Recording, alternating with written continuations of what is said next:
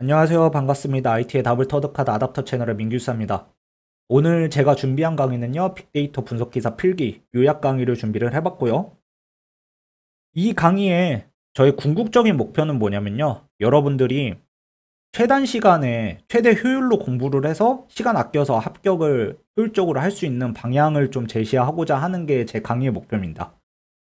여러분들 중에는 뭐 전공자이신 분들은 분석기사 공부할 때 그렇게 크게 어려움이 없으시겠지만 이전공자 분들이나 아니면은 전공자이긴 하지만 약간 기억이 오래되셨거나 하는 분들은 처음에 책 사서 보다 보면은 어디가 중요한지 어디가 안 중요한지 파악하기가 좀 어렵죠. 혹은 책 열심히 보지만 어디가 이해가 되고 어디는 이해가 안 되고 이런 상태가 분명히 있을 거예요. 그리고 어떤 분들은 그래서 뭐 유료 인강 같은 것도 구매하셔서 보고 하시는데 그때는 열심히 정리가 됐지만 다시 공부 복습하고 이렇게 하려다가 2회독, 3회독 하려고 하는데 머릿속에 정리가 잘 안 되신 분도 있을 거고요. 그리고 어떤 분들은 기사시험 준비하려고 했는데 뭐 시간이 부족했거나 아니면 내 의지가 약해서 공부를 안 하고 있다가 시험이 진짜 코앞이에요. 큰일 났다 해서 벼락치기로 이 강의를 보시는 분도 있겠죠. 근데 뭐 어떤 분이든 본인이 어떤 상황에 처해 있든 상관없이 저의 목표는 여러분들이 본인이 현재 처한 상황에서 최대한 합격을 할 수 있는 방향성을 제시하기 위해서 이 강의를 작성을 하는 겁니다. 자, 이 강의 이전에 제가 ADSP 요약 강의도 올렸었어요. 근데 그 당시에 지금 ADSP 시험 끝나시고 합격하시고 빅데이터 분석 기사 넘어오신 분들도 있을 텐데 그 강의 올리고 나서 상당히 반응이 괜찮았었습니다. 뭐 후기 같은 것도 많이도 올려주셨고요. 이 강의 보고 합격했어요. 아니면 이 강의가 합격하는데 도움이 많이 됐어요. 이런 식으로 이야기들을 정말 많이 해주셨어가지고 이 빅데이터 분석 기사 필기 요약 강의도 충분히 여러분들한테 도움이 될 수 있다라고 생각을 하고 열심히 준비를 했습니다. 그리고 이 요약 노트도 제가 기출문제 다 분석을 하고 어디가 많이 나오고 어디가 적게 나온다 이런 거 파악도 하고 제 머릿속에 있는 지식과 그리고 제가 필요한 거는 찾아보면서 어떻게 하면은 잘 설명을 드릴 수 있고 이해가 될 수 있을까 해서 잘 조합을 해서 성심성의껏 만들었습니다. 그러니까 이 요약 노트랑 같이 따라가면서 저랑 학습을 하면은 충분히 도움이 되실 거고요. 이 요약 노트는 제가 유튜브에 업로드를 하고 나면요. 유튜브 상세 설명란에 링크를 걸어 놓을 겁니다. 동영상 상세 설명에 링크를 걸어 놓을 테니까 들어가셔서 다운로드 받으셔도 되고요.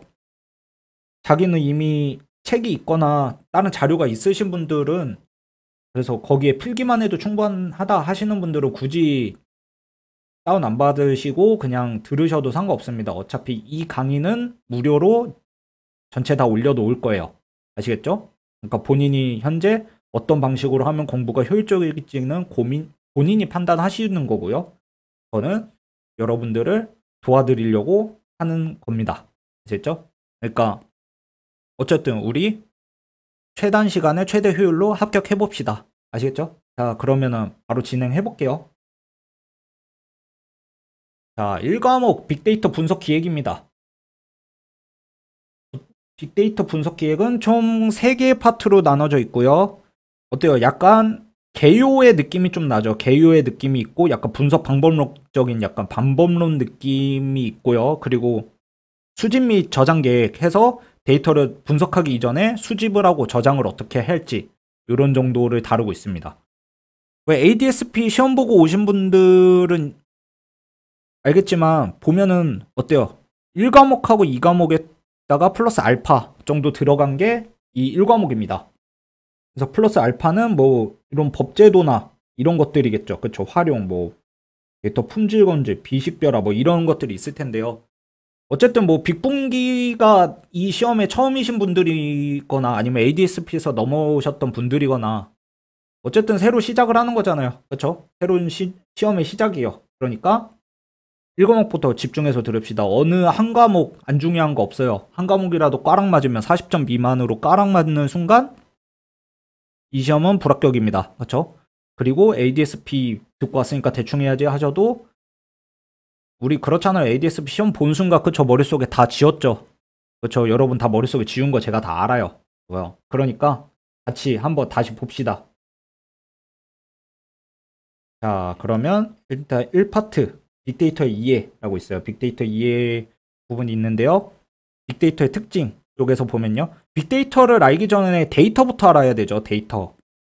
데이터는 뭐냐면요. 객관적 사실 있는 그대로예요. 그래서 주문 수량 같은 게 데이터인데 얘가 가공이 되면은 정보가 됩니다. 그래서 베스트셀러 같은 게 가공된 자료가 되죠. 그래서 데이터의 정의는 이렇게 정의 간단하게 하고 넘어가고요. 빅데이터의 출현 배경. 빅데이터가 왜 출현을 하게 됐냐. 여러 가지가 있겠죠. 쭉쭉 읽어보다가 특징으로 찍을 만한 게 경제성 확보. 옛날에는 저장 매체 가격이 너무 비쌌어요. 그리고 컴퓨터 가격도 너무 비쌌고. 근데 기술이 발전하면서 저장 매체 가격도 내려가고요. 클라우딩 컴퓨팅 같은 컴퓨팅 기술도 발전을 했습니다. 그래서 경제성이 확보가 됐기 때문에 빅데이터가 출현이 진입장벽이 낮아졌고 그리고 하둡을 활용한 분산 컴퓨팅이라고 되어 있는데 하둡은 제가 뒤에서 다시 얘기를 할 거고요. 어쨌든 분산 컴퓨팅 기술을 통해 이런 대용량의 데이터들을 처리하는 속도가 빨라졌습니다. 옛날에는 컴퓨팅 속도가 느렸으니까 엄두도 못 내던 거를 지금은 컴퓨팅 속도가 빨라서 처리할 만한 능력이 되는 시대다. 그래서 빅데이터가 출현했다라는 거예요. 빅데이터 활용을 위한 3대 요소라고 있습니다. 인자기라고 요소요. 인자기. 저 어렸을 때 이탈리아 축구 선수 중에 인자기라는 선수가 있었습니다. 아시는 분은 아마 아실 거고 피식하시는 분들도 아마 있을 텐데 뭐 그거 생각하면서 외우시고요. 지금 몰랐다 하면요. 이제 알게 됐네요. 그쵸 여러분 이탈리아 축구 선수 제가 알려줬습니다. 인자기 인력 자원 기술이고요. 자원은 곧 데이터예요. 빅데이터에서 자원은 데이터입니다. 자, 그 다음에 빅데이터의 3V라고 있습니다. 가트너에서 빅데이터의 3V를 정의를 했어요. 가트너가 도대체 뭐냐 하냐면요. 미국의 엄청 공신력 있는 IT 자문 기관입니다. 가트너에서 뭐 발표하면요. 모든 IT 기업들이 다 글로 움직여요. 그 정도로 대단한 기업이거든요. 거기서 세계의 가치를 제시했습니다. 얼마나 대단해요. 그쵸? 3V로 뭘 제시했냐면요. 규모, 다양성, 속도를 제시했어요. 읽어보면 어려운 게 아닌데 구글 번역 서비스라고 제가 넣어놨습니다. 빅분기에서는 출제가 된 적은 없는데 ADS-B에서는 몇 번 출제가 된 적이 있어요. 그래서 같은 기관에서 빅분기랑 ADS-B 시험을 만드니까 혹시나 해서 제가 넣어놨고요. 구글 번역 서비스 같은 경우에는 번역하는 언어 데이터가 양이 많으면 많을수록 번역 서비스가 퀄리티가 좋아질 거다라고 생각해서 구글 번역 서비스는 규모에 초점을 맞춘 겁니다. 그리고 그 외에 3V 말고도 4V, 5V 사람들이 얘기를 많이 해요. 거기에 포함되는 게 가치도 있고 신뢰성도 있는데 시험 문제에서 뭐라고 나왔겠어요? 3V가 아닌 것은 나오고 보기에 뭐 가치나 신뢰성 넣어놨겠죠. 그럼 답은 그거 고르시면 되는 거예요. 자, 그 다음에 DRKW 피라미드라고 있습니다. DRKW 피라미드는 왜 피라미드냐? 말 그대로 피라미드 구조라서 그래요. 아래층이 데이터고요. 위에가 정보, 지식, 지혜 순으로 피라미드 순으로 되어 있습니다. 그래서 처음에 데이터를 받아요. 데이터는 아까 말씀드렸죠. 객관적인 사실이고 있는 그대로의 사실이에요. 이거를 가공하면 정보가 돼서 패턴을 인식할 수 있습니다. 그 다음에 조금 더 생각해보면 예측을 할 수 있어요. 이게 지식이 되는 거고요. 그리고 여기서 한 단계 더 통찰을 하게 되면 지혜가 되죠. 위스덤이 된다고요. 이런 것들이 있고 예시는 한번 읽어보시면은 바로바로 매칭이 될 거고요. 그래서 우리의 빅데이터 분석의 목적은 뭐예요? 데이터부터 시작해서 분석을 통해 지식과 지혜를 얻어가는 거죠. 그렇죠? DRKW 피라미드가 있다라는 겁니다. 자, 그 다음에 암묵지, 형식지 간 상호작용이 있습니다. 자, 얘도 가끔씩 시험에 출제됩니다. 제가 예로 설명을 드릴게요. 예를 들어서 제가 요리사예요. 제가 요리사여서 나만의 기가 막힌 레시피를 알고 있어요. 그래서 나밖에 몰라요. 이 레시피는. 이게 뭐냐면 암묵지예요. 암묵지예요. 개인에게 습득되고 겉으로 드러나지 않아요. 나만 알아요. 근데 얘를 나만 알기가 아까우니까 요리책을 만들거나 아니면 블로그에 내 레시피를 올립니다. 이게 뭐냐면요. 형식지예요. 형상화된 지식이죠. 그쵸? 근데 얘네 암묵지, 형식지 간에 상호작용을 합니다. 서로. 이거를 앞글자만 따서 공표연내라고 외웁시다. 공표연내고요. 공통화는 뭐냐면요. 내가 이제 나 혼자 식당을 운영하기 힘드니까 조수를 고용을 했어요. 그래서 나의 요리 비법을 조수한테 알려줘요. 이게 공통합니다. 그리고 나의 요리 지식을 아까 말씀드린 것처럼 책이나 블로그에 써요. 이거를 매뉴얼이나 문서로 전환하는 표출화가 되고요. 그리고 여기에 요리 비법을 좀 더 보완을 해서 지식을 추가를 합니다. 이게 연결화예요. 연결화 다음에 다른 사람이 내 요리책이나 지식을 보고 자기 걸로 또 터득을 해요. 이게 내면합니다. 그래서 공표연내 이렇게 사고작용을 합니다. 그 다음에 데이터베이스 정의 보면요. 어쨌든 빅데이터 분석이라는 게 저장 공간이 있어야 될 거 아니에요. 그렇죠? 그 저장 공간의 가장 기본이 되는 구조가 뭐예요? 데이터베이스예요. 데이터베이스가 가장 기본이 되는 거고, 그렇기 때문에 데이터베이스의 정의와 특징 정도는 우리가 알고 있어야겠죠. 그렇죠? 시험 문제도 나오니까 당연히 알아야 되는 거고. 그러니까 데이터의 집합입니다. 데이터의 집합이고요. 자, 제가 데이터를 저장을 할 때 어떤 규칙으로 저장을 해야 될 거 아니에요. 그쵸? 내가 창고에 물건을 넣어놓을 때 규칙대로 넣어놔야 될 거 아니에요. 그게 스키마입니다. 스키마는 그러니까 전반적인 명사예요. 전반적인 명세예요, 명세. 그 다음에 거기에 저장되는 값들이 있을 거 아니에요. 그쵸? 그걸 인스턴스라고 부릅니다. 그 다음에 DB가 있으면요. 이 DB에 접근하는 할 때 내 마음대로 접근할 수 있는 게 아니라요. DBMS를 통해서 관리를 하거나 접근을 해요. 이 DBMS가 있는데 최초의 DBMS는 관계형 DBMS로부터 시작을 했습니다. 테이블 표로 정리되어 있어요. 엑셀 켜보면은 이런 식으로 어때요? 표로 되어 있죠. 그쵸? 이게 관계형 DBMS로 정리를 했어요. 근데 시대가 발전함에 따라 데이터가 표로만 정리할 수 없는 데이터들이 나오기 시작합니다. 그래서 객체지향 DBMS도 나오고요. 최근에는 NoSQL DBMS도 나왔어요. 그래서 표 형태가 아닌 무작위의 데이터 혹은 질서가 없는 데이터를 저장하고 처리하는 시대가 왔습니다. 그래서 걔를 비정형 데이터라고 부르고요. 비정형 데이터는 제가 뒤에서 다시 설명을 드릴 거예요.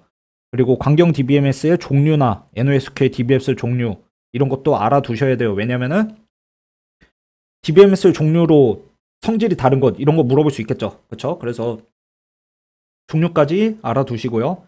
그리고 DB에 접근할 때 내 마음대로 접근할 수 있는 게 아니고요. 그리고 정해진 언어로 접근을 해야 됩니다. 그게 SQL이에요.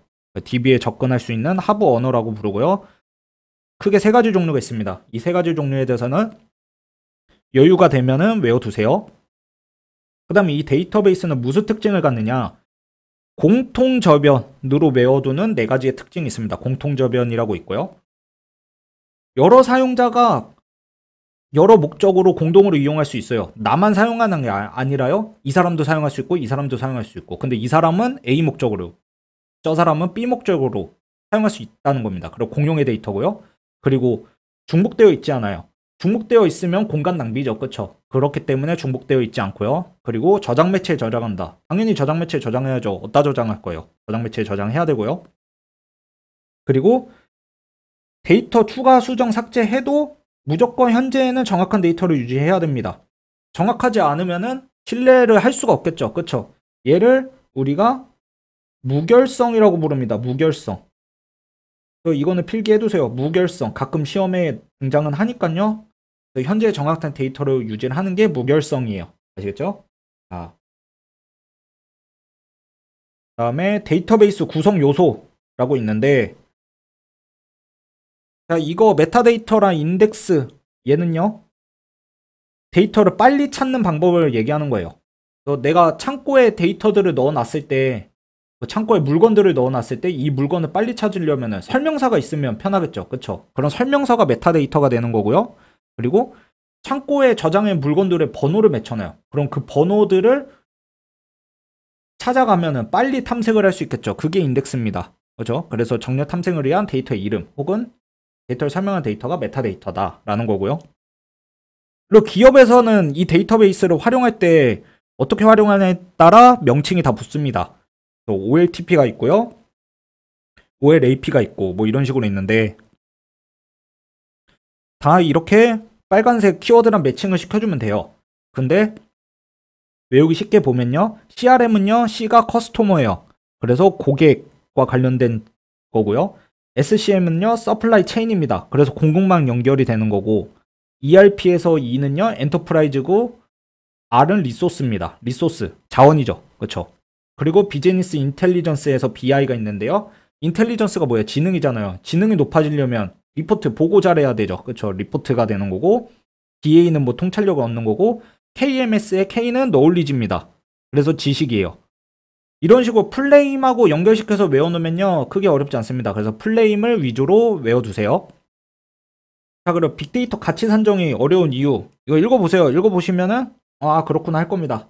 이런 것까지는 제가 요약 강의에서 설명을 드릴 건 아닌 것 같아요. 이런 거 쭉쭉 넘어갈게요. 자, 빅데이터가 만들어내는 변화, 이런 거는 시험에 가끔씩 계속 나오고 있죠. 꾸준히 나옵니다. 이런 건 전후 양상이라고 외우면 돼요. 전후 양상이라고 외우고요. 자, 표본을 조사를 하다가 이제는 처리 능력이 너무 좋기 때문에 다 조사해도 돼요. 그렇죠? 그래서 전수 조사를 하고요. 사전에 처리하던 거를요, 이제 뭐 사전에 처리할 필요 없습니다. 일단은 하고선 사후에 처리를 해요. 그리고 데이터의 질이 중요한 시제에서 뭐 질이 좋던 나쁜 간에 상관없이 데이터의 양을 무조건 많이 확보하는 게 중요해요. 그래서 양이 중요하고 인과관계보다는 이제 상관관계를 우선시합니다. 그래서 전후 양상 외워두시면 되고, 자, 이제 데이터 산업에 대해서 좀 들어가 봅시다. 데이터 산업인데 데이터 사이언스라는 학문이 등장을 했죠. 이게 뭐예요? 정형 비정형 데이터를 막론하고 데이터를 분석한다. 그러니까 어떤 데이터에 상관없이 이제 데이터를 분석하는 학문이 생겼습니다. 이거를 총체적 접근법이라 불러요, 우리는. 그리고 데이터 사이언스의 핵심 구성 요소는 AIP라고 외워두시면 됩니다. 분석 기술 필요하고요. 프로그래밍적 지식, IT 지식, 그리고 비즈니스적, 경영적 지식, 뭐 이런 것들이 필요하죠. AIP라고 외워두시면 되고, 자, 그리고 데이터 사이언티스트가 등장을 합니다. 데이터 사이언티스트들은 뭐가 필요하냐? 하드 스킬하고 소프트 스킬이 필요합니다. 하드 스킬은요, 이과적인 스킬이 필요하고요. 소프트 스킬은 문과적인 스킬이 필요해요. 그래서 이과적, 문과적 스킬이 융합된 융합형 인재가 필요하다라는 겁니다. 그리고 하둡 나왔네요. 아까 하둡 때문에 분사 컴퓨팅으로 빅데이터가 출현 배경이 됐다라고 했죠. 그래서 하둡이 뭐냐면요, 컴퓨터를 여러 개를 하나로 묶어요. 그래서 대용량 데이터를 빠르게 처리할 수 있는 오픈소스입니다. 오픈소스. 오픈소스 솔루션이 이제 하둡이라는 이런 솔루션이 등장을 하니까 너도 나도 오픈소스는 뭐예요? 아무나 다 갖다 쓸 수 있는 거잖아요. 그러니까 너도 나도 빅데이터를 활용할 수 있는 시대가 된 거죠. 자, 그리고 데이터 단위로 보면요, 여러분들이 쓰는 컴퓨터나 태블릿 이런 거 보면은 지금 뭐 기가바이트나 테라바이트 정도 쓰고 있을 거예요. 근데 빅데이터 시대에는 더 큰 용량을 사용을 하겠죠. 자, 이걸 뭐라고 외우냐면요, 페지오라고 외웁니다. 페지오. 여러분들 진짜 때리고 싶은 직장 상사 혹은 때리고 싶은 뭐 학교 선배 떠올려요. 그럼 뭐 하고 싶어요? 페지오, 패고 싶어요. 페지오라고 외우시면 외워지고요. 그럼 순서는 일단 외웠죠. 페지오라고. 자, 이거 말고도 더 들어가면요, 킬로바이트는요 2의 10승입니다. 그럼 메가바이트는요 2의 20승이에요. 그리고 기가바이트는요 30승이겠죠. 테라바이트는 40승일 거예요. 페타는 50, 엑사는 60, 제타는 70, 요타는 80이 되겠네요. 그렇죠? 10씩 늘어가니까. 뭐 시험 문제에서 제타바이트는 몇 바이트냐라고 물어봤어요. 그럼 뭐라고 대답해요? 10, 20, 30, 40, 50, 60이니까 얘는 2의 70승이에요 라고 대답할 수 있어야 됩니다. 이거 시험 문제 나온 거예요. 아시겠죠? 여기까지는 알고 계세요. 그 다음에 빅데이터 조직 및 인력 해서 조직을 어떻게 구성할 거냐라고 했는데 집기분으로 구성을 할 겁니다. 세 가지 종류가 있어요. 구성 방법에는 집중구조가 있어요. 집중구조는 독립적인 조직을 구성을 합니다. 그리고 독립적인 조직도 있고 현업 조직도 있을 거 아니에요. 거기서 중복 업무를 할 수 있는 가능성이 존재하겠죠. 그리고 기능구조는요, 그냥 현업 부서에서 직접 분석을 하는 거예요. 그러니까 분석 조직이 없는 상태죠. 그렇죠? 분석 조직이 없어요.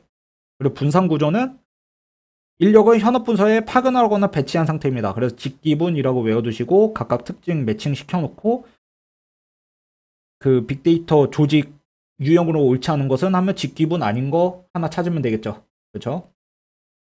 자, 제가 지금 말이 빠를 텐데 왜냐면 요약 강의라서 제가 빠른 시간 내에 여러분들에게 많은 걸 전달 드리려고 말을 엄청 빠르게 하고 있을 거예요.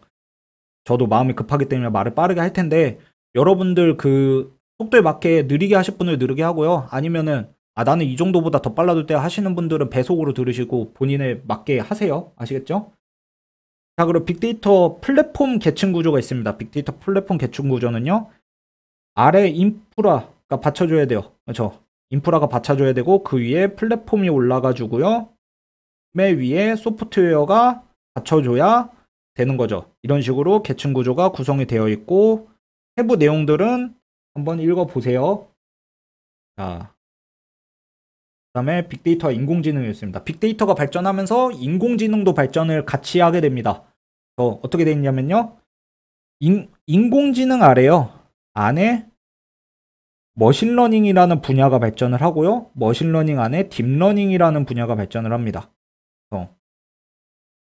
인공지능은 전반적으로 넓은 범위를 의미를 하고요. 그래서 여러 컴퓨팅으로 할 수 있는 모든 분야들은 다 인공지능이라고 얘기를 하고 거기서 조금 더 들어가서 통계 수학적인 것들이 들어가서 통찰력을 얻을 수 있는 학습이 머신러닝이 되는 거고 그 안에 또 신경망 위주로 합숙을 하는 게 딥러닝이 되는 겁니다. 이거는 뒤에서 3과목, 4과목에서 다 다시 정리가 될 거예요. 그러니까 지금은 관계 이거 시험 문제에 가끔씩 물어봅니다. 관계 알아두시고요. 머신러닝의 종류에는 지도학습, 비지도학습, 강화학습 세 가지가 있습니다.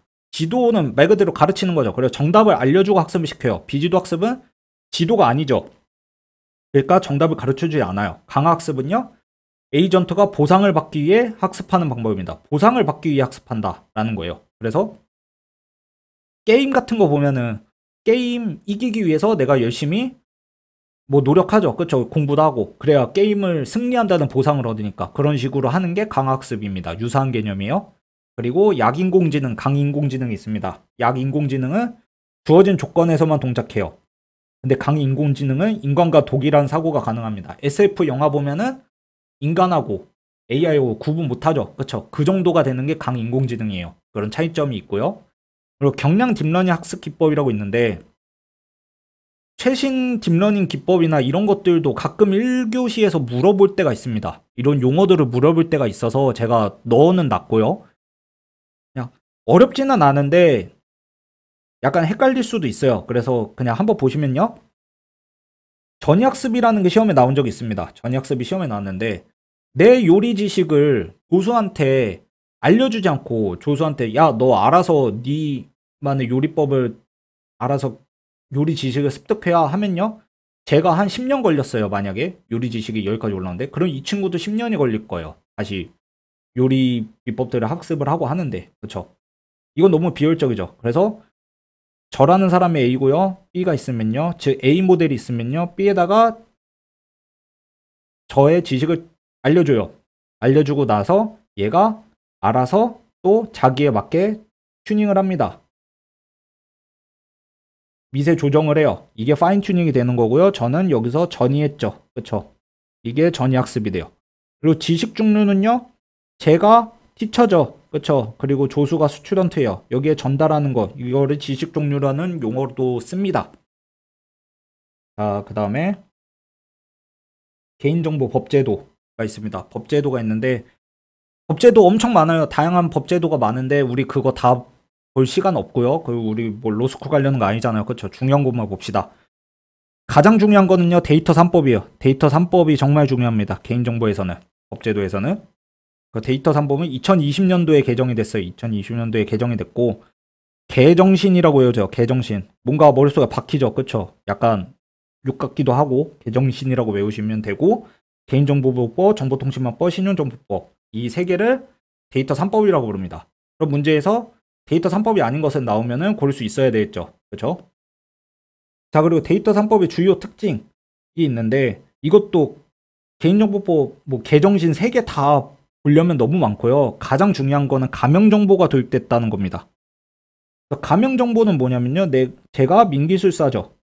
근데 이 민기술사라고 있는 정보를 그대로 갖다가 빅데이터 분석에 사용하면은 개인정보보호법 위반이 돼요. 그렇죠? 내 개인정보를 침해한 거잖아요. 그렇죠? 그러니까 어떻게 해요? X기술사라는 식으로 바꿔놓으면은 이거는 사용할 수 있어요. 제 동의 없이도 사용할 수 있어요. 이게 바로 가명정보라는 거예요. 아시겠죠? 그래서 통계 작성 연구 공유적 기록 보장 하에는 동의 없이 활용이 가능합니다. 가명 정보를 사용하면. 자, 그 다음에 개인정보 비식별 조치 가이드라인. 이건 가명 정보 어떻게 만들 거냐라는 거고요. 이거는 한번 읽어보시고. 자, 개인정보를 이제 활용을 하다 보면은 그 리스크가 있을 거고 이거에 대한 통제 방안들이 있겠죠. 그렇죠. 일단 사생활을 침해하게 됩니다. 사생활을 침해를 하니까 제공하는 사람 말고요. 사용하는 사람이 책임으로 해야 된다라는 거예요. 이게 통제 방안이 되는 거고. 그 책임 원칙 훼손. 범죄 예측 프로그램. 그러니까 내가 범죄를 아직 저질러지도 않았는데 야, 너 범죄 저질를 거 아님? 하면서 체포해버려요. 이런 거 문제가 될 수 있죠. 그래서 야, 결과에 대해서만 책임을 지자라는 거고. 빅데이터 분석한 결과가 항상 옳은 것은 아니에요. 잘못 예측했을 수도 있고 아니면 상황이 변할 수도 있고요. 그거를 그러면 분석에 대한 알고리즘을 해석 가능한 알고리즘리스트가 필요하다는 겁니다. 그리고 마이데이터 같은 거는 뭐 들어보셨을 수도 있고 아닐 수도 있는데 나의 신용정보를 제3자가 해서 맞춤 서비스를 제공을 해줘요.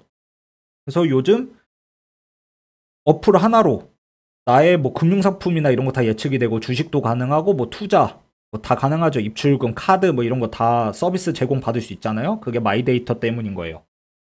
자, 그 다음에 두 번째 파트로 넘어갑니다. 두 번째 파트는 데이터 분석 계획이었어요. 분석 대상과 방법이 있습니다. 자, 뭐가 있냐면요. 분석 대상. 내가 지금 배고파요. 배고픈데 뭘 먹어야 될지 모르겠어. 나 뭐 먹어야 될지 몰라요. 그리고 어떻게 요리해야 될지도 몰라. 냄비를 가지고 요리할지 후라이팬으로 요리할지도 몰라요. 이 상태면요. 일단 뭐 먹고 싶고 어떻게 해야 될지 발견부터 해야 되죠. 그렇죠? 근데 내가 뭐 먹고 싶은지 알아요. 나 라면 먹고 싶어 지금. 근데 어떻게 요리할지 몰라요. 그럼 요리 솔루션 찾아야죠. 요리 솔루션 찾아야 돼요. 그리고 나 냄비로 끓여서 먹을 거라는 방법은 알고 있어요. 근데 뭐 먹고 싶은지 몰라요. 그러면은 통찰해야 돼요. 나 자신을 좀 바라봐야 돼요. 아, 나 뭐 먹고 싶은 걸까 지금. 그리고 통찰을 해야 되고 둘 다 알아요. 둘 다 알고 있으면요. 아, 어떻게 하면 맛있게 만들 수 있을지 최적화해야겠죠. 그렇죠. 옵티마이제이션 해야 돼요. 근데 자, 이 단어 대충 이렇게만 이어고 넘어가지 마시고요. 저희 공부할 때 꼼꼼히 합시다. 왜냐면요. ADSP 시험에서 얘를 관찰이라고만 바꿔서 문제를 낸 적이 있어요. 이거 많이들 낚이셨거든요. 그 당시에. 문제 진짜 많이들 낚였어요. 이때. 대충 공부하신 분들한테는. 그러니까 단어 하나하나 정확히 외워두세요. 아시겠죠? 관찰로 나와서 이게 답이 아니었는데 그냥 애매하게 외우신 분들은 관찰은 맞다라고 생각하시고 넘어가신 분들 많아요. 그 당시에. 아시겠죠? 그러니까 어떤 거든 공부할 때 저희 꼼꼼히 합시다. 그리고 분석기획 방안이라고 있는데요. 분석기획 방안은 과제 중심적 접근이 있고 장기적 마스터 플랜이 있어요. 제가 요리를 해서 제품을 내놨는데 그 고객한테 제품을 줬는데 손님한테 손님이 저 이 요리 말고 다른 요리 주문했는데요 라고 했어요. 그러면 어때요?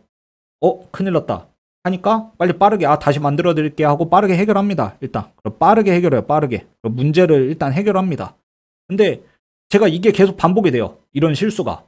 그러면 식당 평판에 문제가 되겠죠. 그러니까 뭐가 원인일까? 그래서 지속적으로 분석 원인을 찾아서 해결을 해야 됩니다. 그래서 정확하게 그리고 롱텀을 가지고 문제부터 정의해서 해결을 해야 돼요. 아시겠죠? 그럼 문제에서 이렇게 나오겠죠. 과제 중심점 접근으로 옳지 않은 것을 해서 뭐 롱텀 뷰 뭐 이런 거 넣어놓겠죠. 보기에. 그렇죠? 그리고 의사결정을 가로막는 요소 뭐 읽어보면 뻔한 내용인데 프레이밍 효과라는 게 있습니다. 이거는 동일 상황인데도 개인의 판단 결정이 달라지는 걸 프레이밍 효과라고 해요.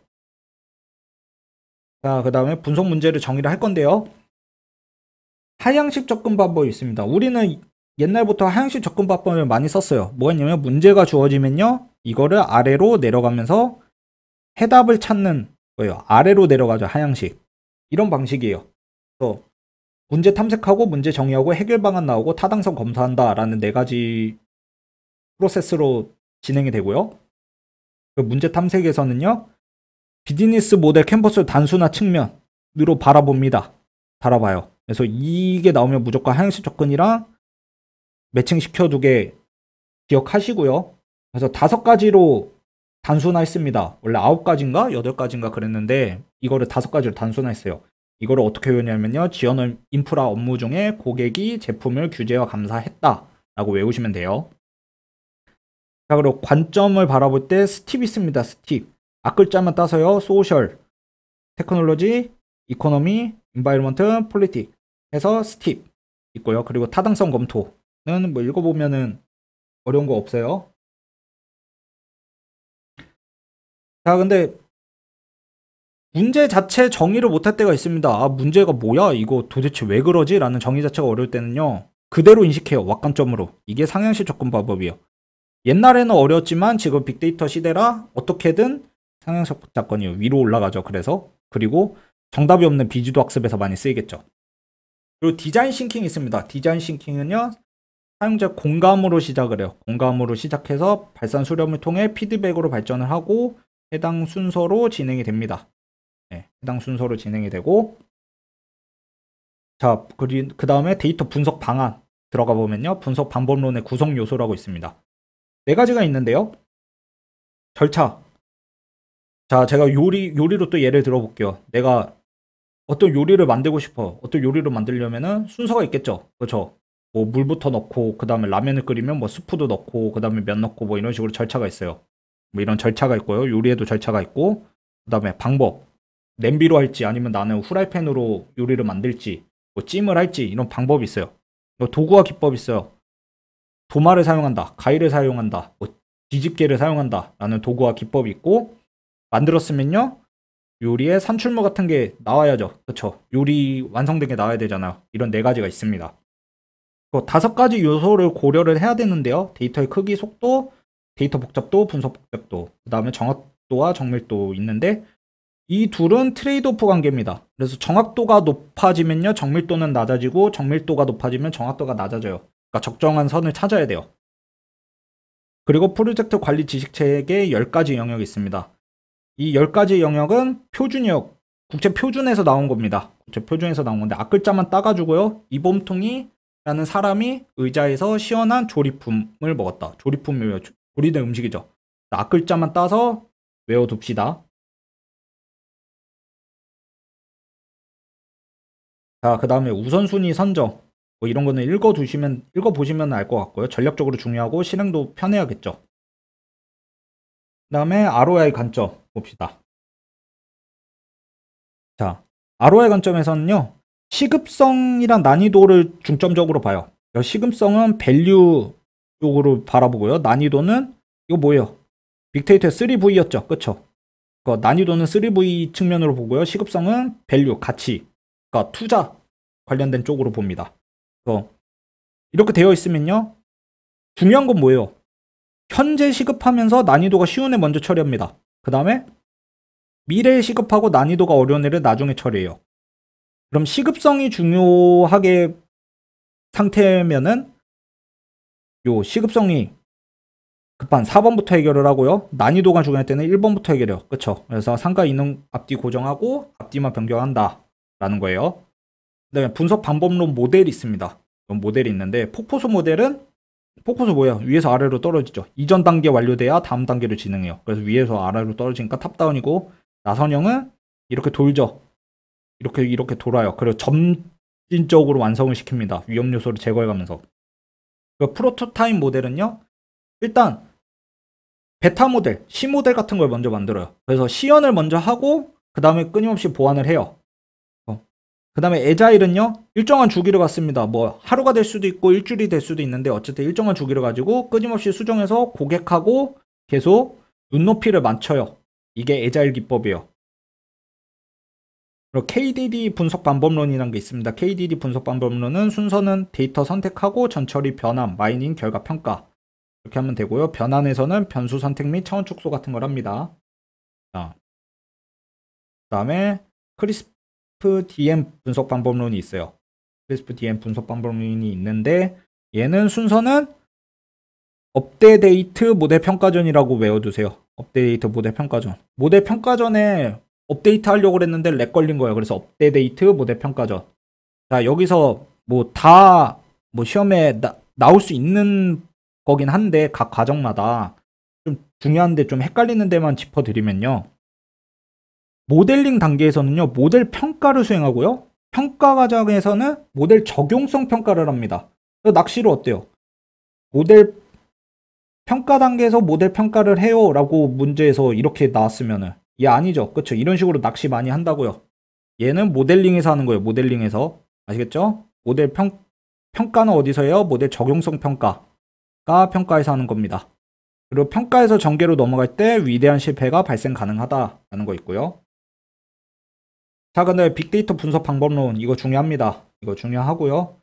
여기 있는 내용들 있죠. 다. 이거 다 순서거든요. 분석 기획 단계는 1번, 2번, 3번 순서로 진행하고 얘도 1번, 2번, 3번 순서로 진행하고 이런 순서가 다 있는데 이런 것들까지 시험에 다 나와요. 그러니까 얘는 좀 꼼꼼히 보시고요. 큰 것만 보면요. PPADD라고 외우세요. PPADD. PPADD라고 외우시고 여기 분석 기획에서 유형 계획을 수립을 해야 되는데요. 유형 계획은 4가지 방법으로 수립합니다. 회전 완수, 회피 전이 완화 수용으로 하고요. 데이터 분석 시에 확보 필요하면요. 준비 단계로 다시 해서 다시 진행하면 돼요. 아시겠죠? 그리고 나머지는 다 읽어보고 본인이 이해하세요. 분석 거버넌스 체계 구성 요소라고 해서 거버넌스가 뭐예요? 거버넌스가 그냥 해석하면 정부죠. 정부인데 여기서 얘기하는 거 뭐예요? 분석하는 그런 체계를 어떻게 구성할지요. 그런 구성 요소는 시조 프로마인드 대라고 외웁시다. 조직 프로세스 시스템 데이터 마인드 육성 체계 이런 것들이 다 거버넌스에 포함되는 거다 라는 거고요. 시조 프로마인드 대. 그다음에 분석 수준 진단을 할 겁니다. 분석 수준 진단을 하는데 우리 기업이 혹은 우리 부서가 어느 정도 준비가 되어 있는지를 아는 거예요. 그거를 IT 문대기 인파라고 합니다. IT 문대기 인파로 해서 외우시고 요거 세부 내용도 다 읽어보고 이해를 하세요. 아시겠죠? 그 다음에 분석 성숙도 아시죠? 우리 기업이 또 어느 정도 성숙해 되어 있냐 데이터 분석을 위해서 얘는 CMM 모델을 기반으로 성숙도가 정립이 됐습니다. CMMI 모델은요 국제 표준이에요. 표준이고 5단계 있는 거를 정리를 해서 성숙도로 한 거고요. 비즈니스 조직 역량 IT 부문 관점으로 이게 관점으로 각 도입 단계, 활용 단계, 확산 단계, 최적화 단계 각각에 따라 세부적인 내용들이 표로 정리된 게 있어요. 그래서 제가 여기에는 담아놓지 않았는데 그 표는 여러분들이 가지고 있는 책에는 당연히 있을 거고요. 혹시 책이 없으신 분들은 구글에 검색하면 분석 성숙도라고 치면 바로 나와요. 그 표 한번 보아보세요. 한번 봐보면은 크게 어려운 개념 아니에요. 그래서 도입, 활용, 확산, 최적화 단계로 성숙하고요. 도활, 확체라고 얘는 앞글자 따서 외워둡시다. 아시겠죠? 자, 그 다음에 데이터 분석 성숙도 모델이라고 있어요. 데이터 분석 성숙도 모델이 있는데 가로축에 준비도 놓고요. 세로축에 성숙도 놓습니다. 그러면은 우리 기업이 지금 어디에 어느 형에 있는지를 알 수 있어요. 어떻게 해냐면요. 타사분면부터 시계 방향으로 도준정확이라고 외웁시다. 도준정확이라고 외워놓으면요.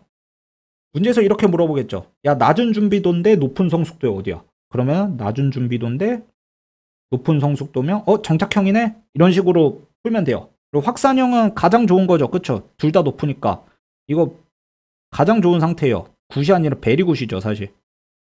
그래서 6가지 분석 구성 요소가 모두 갖추고 있으며 지속적 확산이 가능하다라는 거고요. 또 분석 지원 인프라 방안 수립을 할 때는 플랫폼 구조를 적용하자라는 거예요. 이런 모듈들이 여러 개가 있는데 얘를 각각을 관리하려면은 플랫폼 구조로 딱 해서 중앙 집중적으로 관리하면 편할 수 있다라는 거예요. 그래서 플랫폼 구조로 적용하자라는 거고요. 그 다음에 데이터 거버넌스. 그래서 아까 거버넌스 얘기했잖아요. 뭔가 그런 체계들이죠. 그렇죠. 관리 체계를 수립하는데 구성 요소는요. 원조프라고 외웁시다. 원칙, 조직, 프로세스. 원조프라고 외우고요. 이런 거 쭉쭉 읽어보시면 되고 체계도 한번 읽어보세요. 읽어보시면 되고 데이터 거버넌스가 있었으면 이제는 빅데이터 거버넌스가 있었습니다. 빅데이터 거버넌스가 생깁니다. 빅데이터 거버넌스는요. 데이터 거버넌스 체계에다가 이런 것들이 추가로 더 들어가는 게 빅데이터 거버넌스예요. 자, 읽어보세요. 아시겠죠? 자, 그 다음에 데이터 수집 및 저장 계획입니다. 이제 데이터 분석하기 전에 수집하고 저장을 해야 될 거 아니에요. 이제 분석록 같은 거는 다 공부를 했으니까. 분석록 같은 기본적인 개요는 공부를 했으니 우리 이론적인 건 했으니 수집을 하고 저장을 해야 돼요. 그리고 수집이나 저장을 할 때 데이터 수집 기술에는 크게 5가지가 있습니다.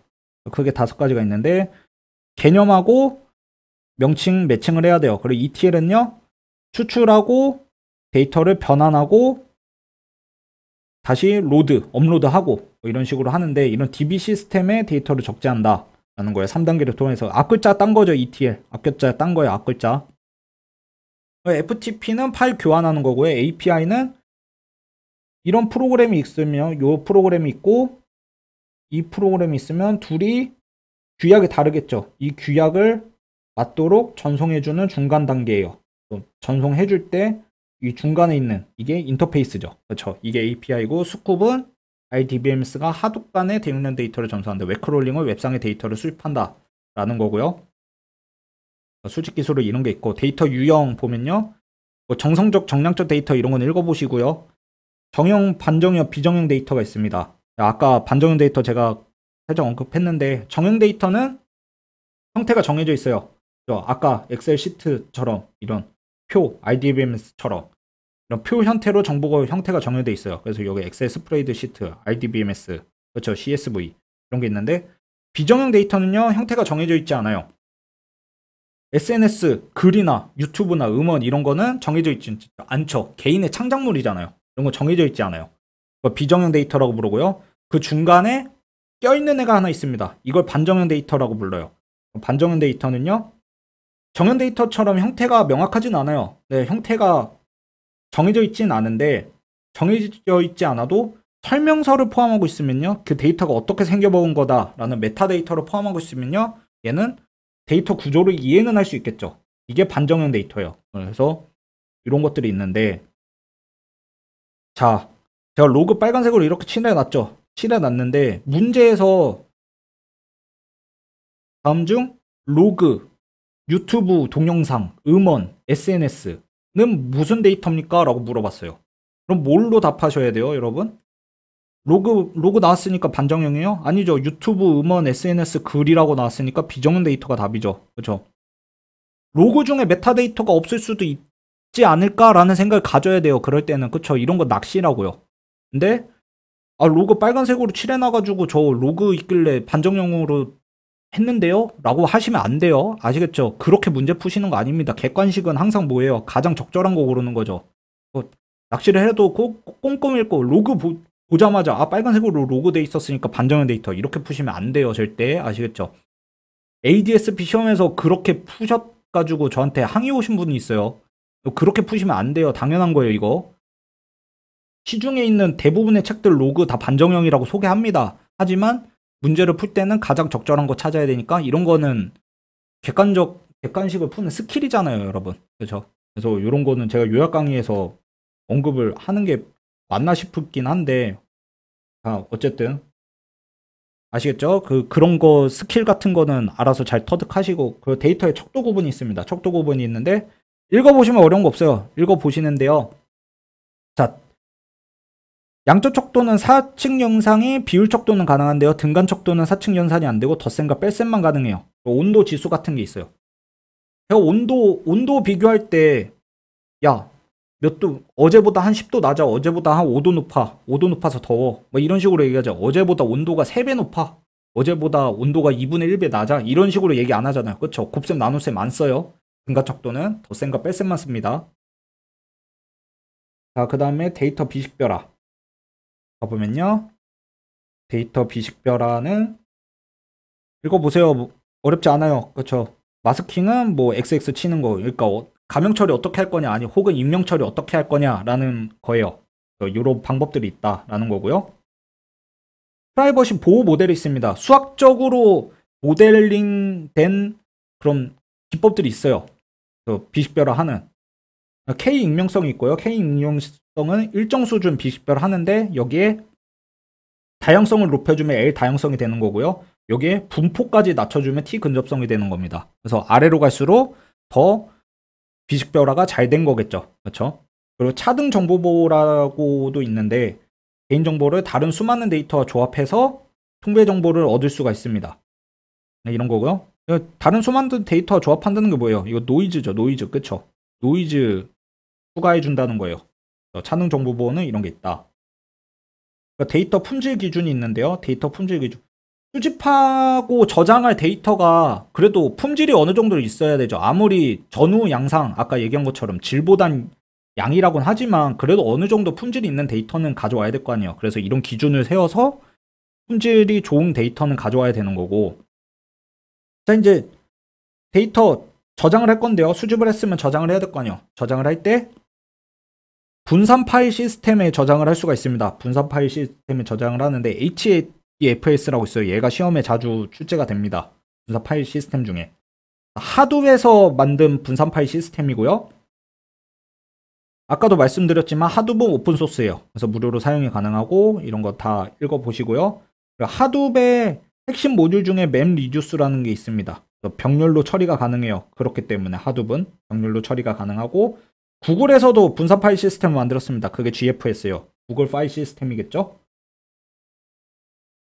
자, 그리고 분산 파일 시스템에 저장하느냐? 아니죠. 데이터베이스. 우리 초반에 공부했잖아요. 그렇죠? 빅데이터를 하려면 데이터베이스 알아야 된다고 제가 말씀드렸죠. 그래서 광경 DB는 정형 데이터를 처리하는데 NoSQL, 요즘은 비정형 데이터가 많이 등장을 한다 라고 해서 NoSQL DB도 빅데이터 시대에 많이 사용을 하는 거고요. 그리고 병렬 DBMS, 병렬로 처리하면 좋죠. 데이터를 병렬로 처리하면 좋습니다. 읽어보시고요. 그 다음에 데이터베이스로는 좀 부족해요. 그래서 데이터 웨어하우스 같은 게 등장합니다. 창고잖아요. 데이터 창고 뭐냐면요, 큰 DB예요. 큰 DB. 그냥 쉽게 생각하면 큰 DB입니다. 이런 네 가지 특성을 가지고 있습니다. 그리고요, 여기서 데이터 웨어하우스 중에 일부 한 분야로 특정 목적을 이용해서 사용하면요, 얘는 마트예요. 그러니까 소규모 웨어하우스. 창고에서 가져다가 마트를 일부 조그맣게 만든 거예요. 그 다음에 데이터 레이크라는 개념이 있습니다. 데이터 레이크는요, 비정형 데이터에 저장을 하고요, 하둡하고 연계해서 처리를 합니다. 그리고 아까 ETL 배웠죠. Extraction, Transformation, Load. 그러니까 데이터 레이크나 데이터 웨어하우스에서 데이터 마트를 이동할 때는 ETL을 활용한다라는 겁니다. 아시겠죠?